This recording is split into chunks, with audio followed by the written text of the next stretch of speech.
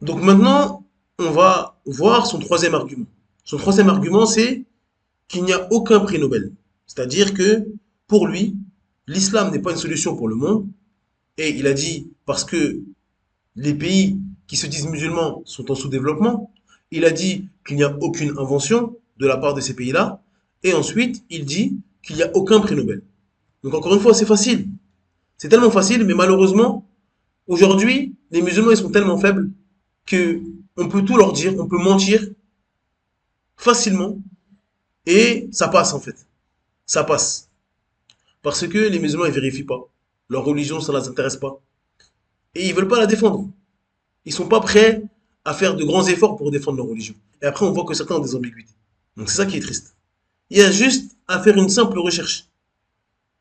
Chercher les musulmans qui ont eu des prix Nobel depuis que le prix Nobel existe. Et on va trouver. Donc on va donner une liste non exhaustive. Le premier, Anwar al-Sadat. Donc c'est un Égyptien.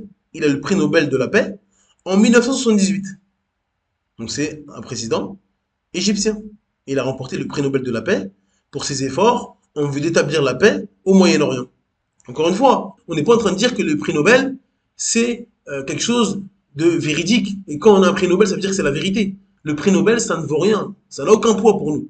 Avoir un prix Nobel, ça ne veut pas dire qu'on fait partie des gens du paradis. Ça n'a aucun poids, ça vaut rien. Ça, c'est vos récompenses. Là, on est en train de mentionner des prix Nobel juste pour dire que c'est un menteur. On veut démasquer les menteurs. Donc, il dit que dans les pays musulmans, il n'y a pas de prix Nobel. Donc, on va prouver qu'il ment. Mais on n'est pas en train de dire que regardez, on a des prix Nobel, c'est bien. Non, ça vaut rien les prix Nobel. Ça n'a aucune considération pour nous. C'est juste pour prouver que c'est un menteur. Ensuite, on a Abdus Salam. Donc c'est un Pakistanais qui a eu le prix Nobel de physique en 1979.